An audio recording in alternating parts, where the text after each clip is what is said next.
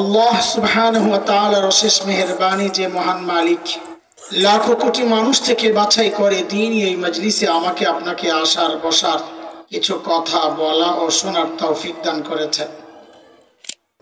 ঈশান আমি যা দেখতেছি তুই কি তা দেখতেছস? ওই কি হলো এই ছাড়িটা তোর কেরাদান ধাক্কা দিল? হাই হাই এখানে থাকাটা ঠিক হবে না, চলো চলো ঘরে চলে যাই আমরা। Hey guys, Assalamualaikum, myself Samir Ahmed and welcome to my another new vlog. তো আজকে রেডি হয়ে গিয়েছি ওয়াজ মাহফিলে যাওয়ার জন্য। তো এখন বাজে হচ্ছে 8টা বাজে। তো আমি আর ঈশান যাচ্ছি। তো আজকে অনেক মজা হবে, চিল হবে। তো চলো গাইস আজকে যাব আমরা। তো ঈশান হচ্ছে বাসায় গেছে কি একটা কারণে জানি, তো আমরা বাসা থেকে আসবো, তারপর হচ্ছে রওনা দিব। তো গাইস আমাদের মধ্যে চলে আসছে ঈশান। তো আমরা মাহফিলে যাব আজকে, অনেক বেশি মজা হবে। তো বাইরে ঠান্ডা পড়ছে দেখে ঈশান মাফলার টাফলার পরে শীতের জামা কাপড় পরে চলে আসছে। ভাই দেখেন এটা কি? আরবি লেখা। নিচে লেখা এই যে এই সাইডে আরবি লেখা। তো রাত করে যাচ্ছি যাতে কোনো সমস্যা না হয়, তার জন্য ঈশান বলতেছে এই যে এটা পরে আসছে, এটা অনেক বাঁচাইবো, প্রোটেক্ট করবো। তো গাইস বাইরে অনেক ঠান্ডা পড়ছে এর কারণে ঈশানও ঠান্ডার জামা কাপড় পরছে, আমিও পরে নিছি। তো আজকে অনেক তো গাইস আমরা ঈশানের কাছ থেকে জানবো যে ঈশানের আজকে কেমন অনুভূতি। আর ঈশান কালকে গিয়েছিল 3 দিন ব্যাপী আমাদের এই মাহফিলটা হচ্ছে। তো আজকে দ্বিতীয় নাম্বার দিন। তো এটা আমাদের এখানকার মির্জাপুরের মধ্যে সব থেকে বড় বলা যায় হচ্ছে ওয়াজ মাহফিল।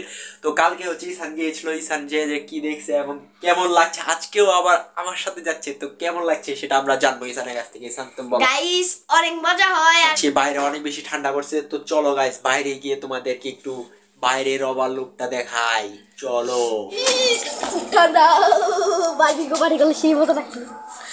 তো বাইরে অনেক বেশি ঠান্ডা পড়ছে, এই যে আপনারা দেখতেই পারতেছেন উশ পড়তাছে, এটার একটা বোঝা যাইতাছে। তো গাইজ এই যে এই দিক দিয়ে দেখেন কিরকম ভাবে মানে কুয়াশা পড়ছে, আমার ক্যামেরা তো ততটা বোঝা যাচ্ছে না। তো ঈশান তুমি বলো সবাইকে কিরকম ঠান্ডা পড়ছে?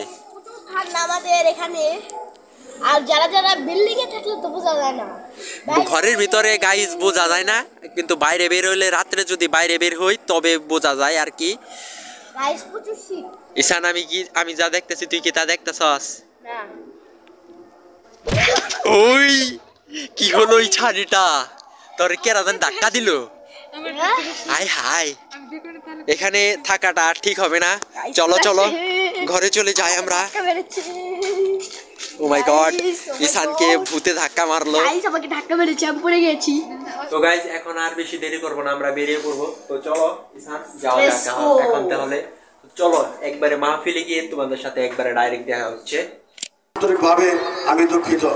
তো এই পর্যায়ে আপনাদের সামনে সংক্ষিপ্ত বক্তব্য রাখবেন আমাদের সকলের সুপরিচিত মির্জাপুর জনগণের জননন্দিত নেতা, মির্জাপুর বিশ্ববিদ্যালয় কলেজের সাবেক জিএসও ভিপি, মির্জাপুর বিআরবির সাবেক চেয়ারম্যান জনাব হযরত আলী মিয়া।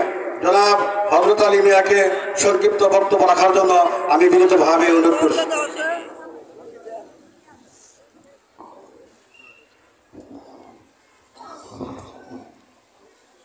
বিসমিল্লাহির মির্জাপুর ইসলামী যুব কল্যাণ পরিষদ ও দারুল উলুম মাদ্রাসার ব্যবস্থাপনায় বার্ষিক এই ওয়াজ মাহফিলের সম্মানিত সভাপতি হাফেজ ফরিদ হোসেন,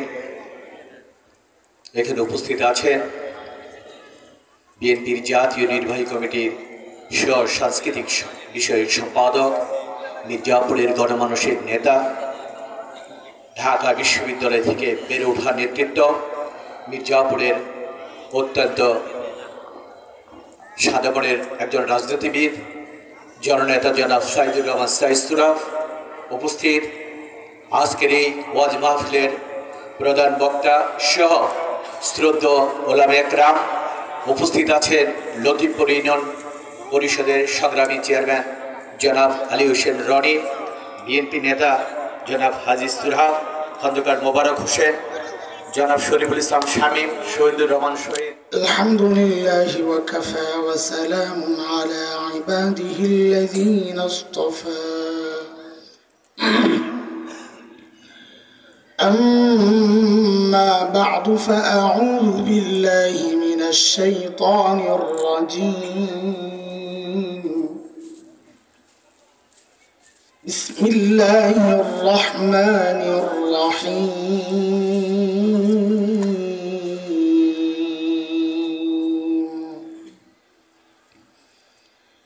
يا أيتها النفس المطمئنة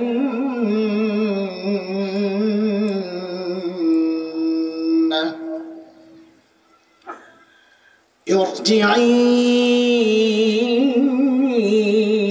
إلى ربك راضية مرضية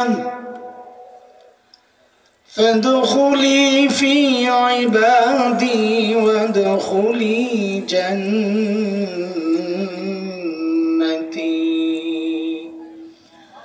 آمنت بالله صدق الله العلي العظيم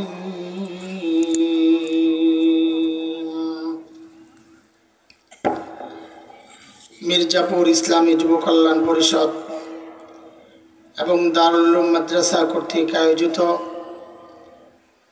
3 দিন ব্যাপী বার্ষিক ঐতিহাসিক তাফসীরুল কোরআন মাহফিলের আজকের দ্বিতীয় দিবসের মুহতারাম সভাপতি, প্রধান অতিথিবৃন্দ, হযরত উলামায়ে কেরাম, মুরব্বিয়ানে আযম, দূর দূরান্ত থেকে আগত ইসলাম প্রিয় সুধী সমাজ, প্রিয় ছাত্র ভাইয়েরা, যুবক বন্ধুরা, পর্দার আড়ালের মা ও বোন, আল্লাহ সুবহানাহু ওয়া তাআলার অশেষ মেহেরবানি যে মহান মালিক লাখো কোটি মানুষ থেকে বাছাই করে দিন এই মজলিসে আমাকে আপনাকে আসার বসার কিছু কথা বলা ও শোনার তৌফিক দান করেছেন।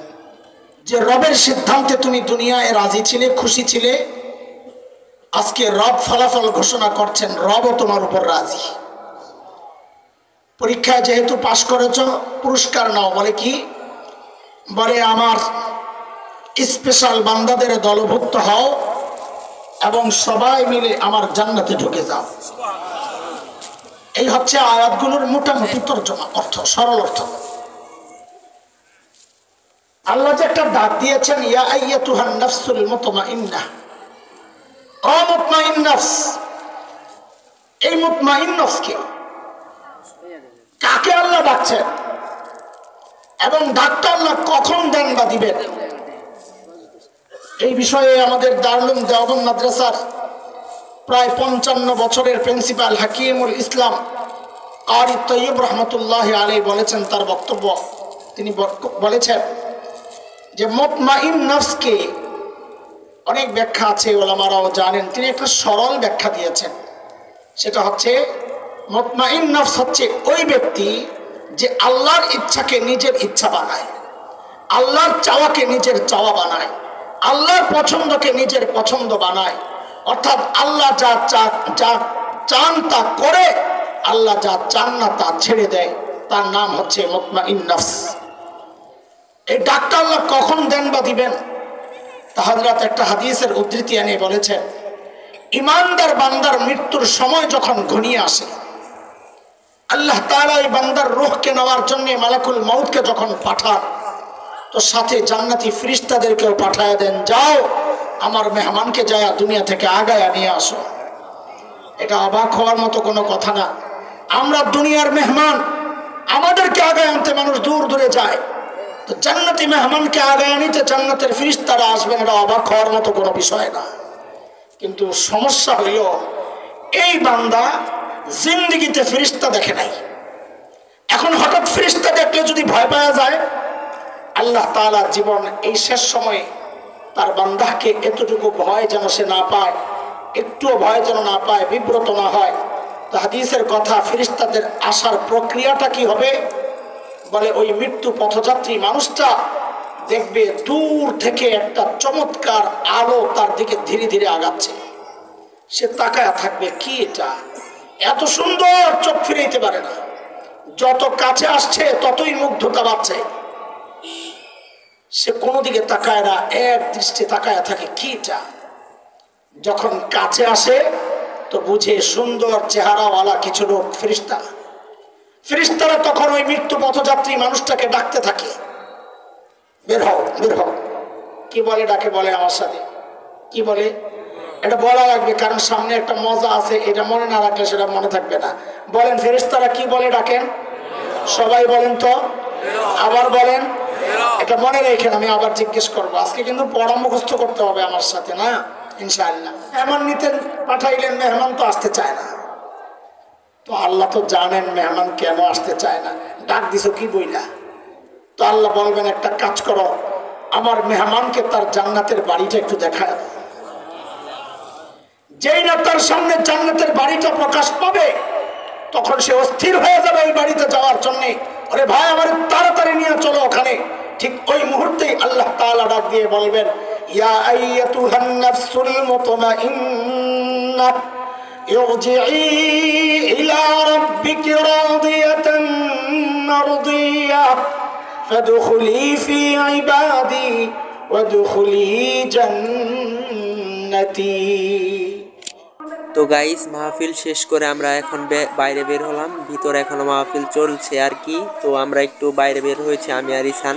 তো মাহফিলের বাইরে অনেক দোকানপাট বসছে, আমি আপনাদেরকে ঘুরে ঘুরে দেখাই, আপনারা দেখেন।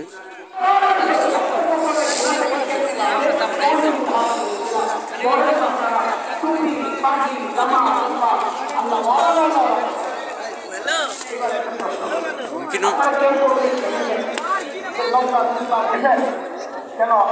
কারণ এই পোশাকটাকে আটকে করেছি, এই পোশাক করে এই কাজ করা যায়। খেয়াল করেন, সূক্ষ্ম ব্যাপার।